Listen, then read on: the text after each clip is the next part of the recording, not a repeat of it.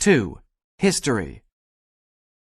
There certainly seems to be a lot more interest in history these days, especially personal or family history. That's why I wanted to take some time in class to talk about non-academic historical research. You probably know this type of research better as genealogy. Genealogy is the investigation of family histories. Professional genealogists use written records and stories people tell in order to learn about where and when people lived and about their lifestyles. Aside from strictly personal interest, the information they gather can lead to reunions of families who have been disrupted by adoption, foster care, or immigration. This type of research could also lead to family reunions of distant relatives.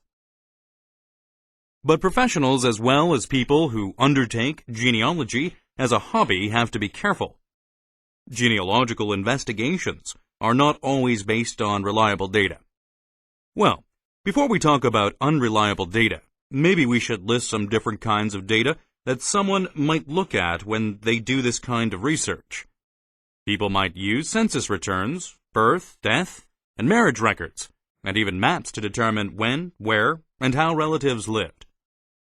But these records are not always accurate, as we shall see. Some types of information tend to be more accurate than others. So wary genealogists start with the most accurate information and then try to fill in whatever blanks they can't fill by using less reliable information. Let's start at the top. The most accurate type of information is place names. So genealogists rely most on information containing the names of cities and towns. Place names are long-lasting and seldom change. So, information related to the place of an event is often accurate. Are any of you interested in doing genealogy? Here is a rule of thumb for determining where someone was born. Actually, 2 rules, because it is different for men and women. Historically, a woman would typically get married in the same place where she was born. So, if you find a marriage certificate, there is a good chance that the bride was born in the same place where the wedding took place. Not so for men. With men, actually, you look at where they were buried. Men were usually buried in the area in which they were born. This makes sense when you think about it. In old times, women worked in the home. Men usually took over the family business. So while weddings traditionally took place in the bride's hometown, she would probably move with her new husband to his hometown after marriage, where he would probably take over the family business. In the old days, they would most likely stay there for the rest of their lives. So, if a man was buried in a town, there's a good chance he was born there.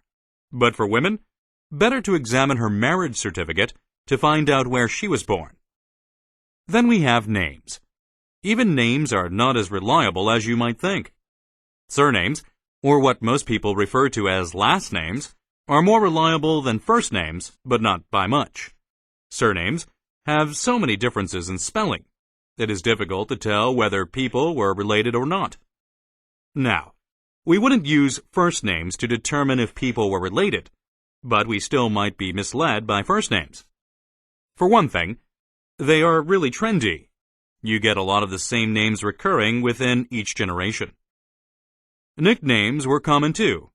In one village, for example, you might have 3 girls named Elizabeth.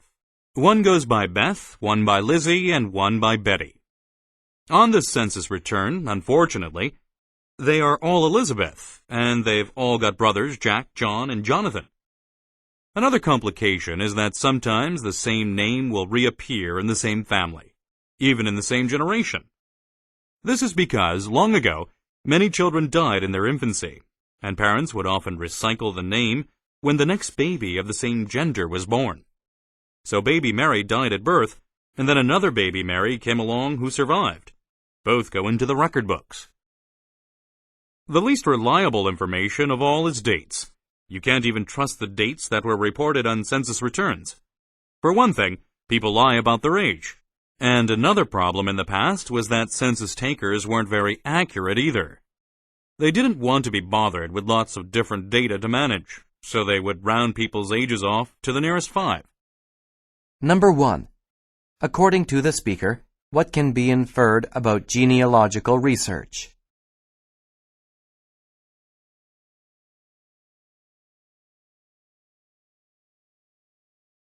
Number 2. What would be considered the most reliable data in genealogical research?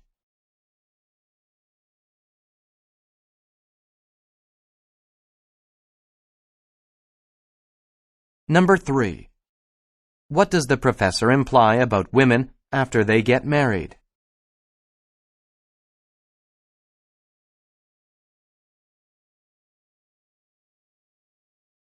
Number 4. Listen again to part of the lecture. Then answer the question. So baby Mary died at birth, and then another baby Mary came along who survived. Both go into the record books. What does the professor mean when he says this? Both go into the record books.